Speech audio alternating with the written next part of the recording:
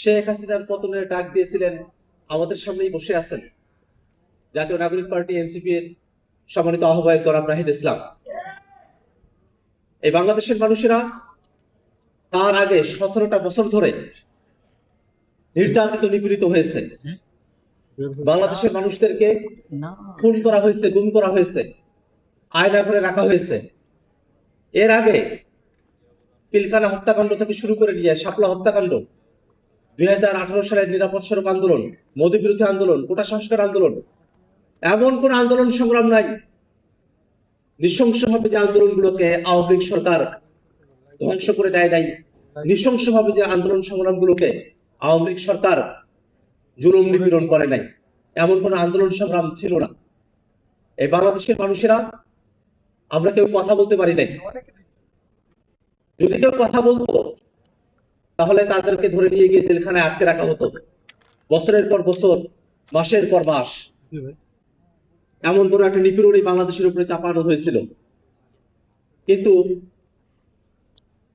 24-এর বৈষম্য বিরোধী আন্দোলনের সময়টাতে আবু সাইদ যখন 2 হাত প্রসারিত করে গুলির সামনে দাঁড়িয়ে গেলেন, বাংলাদেশের প্রেক্ষাপট চেঞ্জ হতে শুরু করল। আবু সাইদের শাহাদাতের ঘটনাটা আপনারা মনে করে দেখেন। যখন মৃত্যুকে কেউ আলিঙ্গন করে নেয়, মৃত্যুকে বরণ করে নেয়, সেটাকে জাতিকে সাহসী করে তোলে। আবু সাইদ যখন সামনে গুলি হচ্ছে, চাইলে পিছন ফিরে পালায়া যেতে পারতেন। আবু সাইদের গুলি কিন্তু তার পিঠে লাগে নাই, আবু সাইদের গুলিটা লাগছিল তার বুকে। 2 হাত প্রসারিত করে দিয়ে আবু সাইদ কিন্তু গুলিটাকে বরণ করে নিয়েছিল, মৃত্যুকে বরণ করে নিয়েছিল। এটা শুধু এক আবু সাইদের ঘটনা না।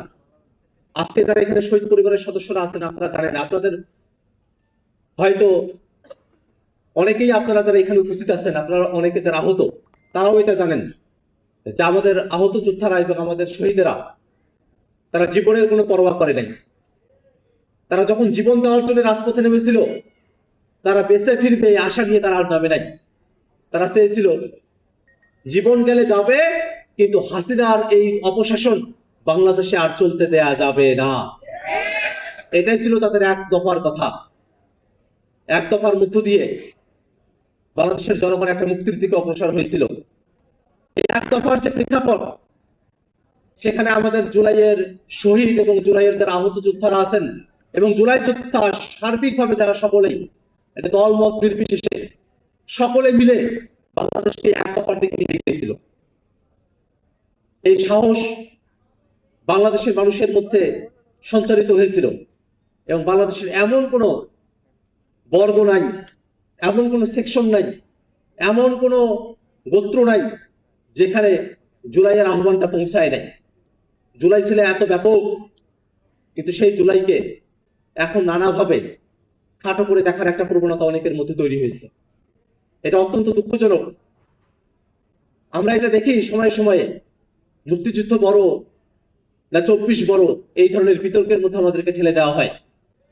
কিন্তু বাস্তবতা হলো, যে মানুষগুলা মুক্তিযুদ্ধে শহীদ হয়েছেন, যে মানুষগুলা 24-এ শহীদ হয়েছেন, সেই মানুষগুলাকে কি আপনি কোনটা বড় কোনটা ছোট এই প্রশ্ন জিজ্ঞাসার তো কোনো মানে নাই। বরং সেই মানুষগুলোকে জিজ্ঞেস করে দেখেন, সেই মানুষগুলার সবার আকাঙ্ক্ষা এক ছিল। 24 এবং 71 আকাঙ্ক্ষার জায়গা থেকে এক, বাংলাদেশকে বৈষম্য মুক্ত করা, বাংলাদেশকে সামনের দিকে অগ্রসর করা। আমরা যখন মুক্তিযুদ্ধ অবতীর্ণ হই, তখন যেমন বলা হয়েছিল সাম্য, মানবিক মর্যাদা, সামাজিক সুবিচারের জন্য এই মুক্তিযুদ্ধ। আমরা যখন এক দফা অবতীর্ণ হই, তখনও বলা হয়েছিল ফেসিবাদী ব্যবস্থার বিলোপ এবং নতুন রাজনৈতিক বন্দোবস্তের জন্য এই এক দফা। সবগুলো কথার পিছনে গিয়ে দেখেন, একটা সুন্দর বাংলাদেশ, সুন্দরভাবে এই বাংলাদেশের পুলিশ প্রশাসন চলছে, সচিবালয়টা চলছে, এই বাংলাদেশের বিচারালয়টা কারোর কাছে দখল হয়ে নাই, এমন ধরনের একটা বাংলাদেশের আকাঙ্ক্ষাই আমাদের ছিল।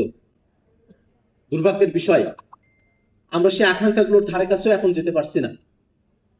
আমরা চেয়েছিলাম যে আমাদের বিচার বিভাগ স্বাধীন থাকবে, কিন্তু বর্তমান সরকার বিচার বিভাগকে স্বাধীন রাখার জন্য একটা আলাদা সচিবালয় দরকার, বিচারপতিদের নিয়োগের জন্য একটা আলাদা আইন দরকার, তার কোনো কিছুই তারা করছে না। সচিবালয় হয়েছিল, সেটা এখন বাতিল হয়ে গেছে। এরকম একটা পরিস্থিতির দিকে আমাদেরকে ফেলে দেওয়া হয়েছে।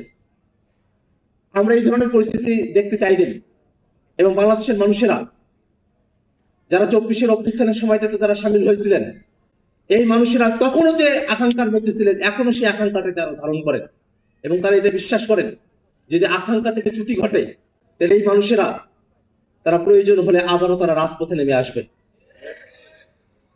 এই মানুষেরা এমন ধরনের একটা আকাঙ্ক্ষা নিয়ে বাংলাদেশকে তারা দেখেন।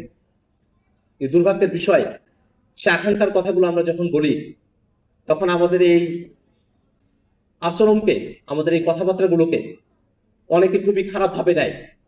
কিন্তু বাস্তবতা হলো আমরা তো জুলাইয়ের জায়গা থেকে সবাই এক, কিন্তু কেউ যদি অন্যায় করে সে অন্যায়ের সাথে তো আমরা এক হতে পারি না।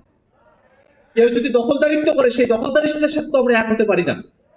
ঠিক আছে, আপনারা যদি সবাইকে সব বিষয়ে এক দেখতে চান তাহলে অবশ্যই আপনাদেরকে ভালোভাবে রাষ্ট্রটা ফাংশন করাতে হবে। রাষ্ট্রটা যদি আপনারা ভালো করে ফাংশন না করান সেই জায়গায় তো আপনাদের সাথে আমরা একমত হতে পারবো না। আপনারা দেশটাকে ভালোভাবে চালান, আপনাদের সাথে আমরা একমত থাকবো, তাতে আমাদের কোনো পার্থক্যের জায়গা নাই। বরং আমরা এই কথাটা খুব স্পষ্ট করে বলি, বিএনপি সরকারই দেশ পরিচালনা করুক, তারাই সরকার হিসেবে থেকে যাক। জনগণ তাদেরকে ভোট দিয়েছে, ভোট পেয়েছে, যে পদ্ধতির মধ্য দিয়ে হোক, তারা তো এখন সরকারে আছে, তারা দেশ পরিচালনা করুক, কিন্তু দেশটা পরিচালনা করুক গণভোটের রায়ের ভিত্তিতে।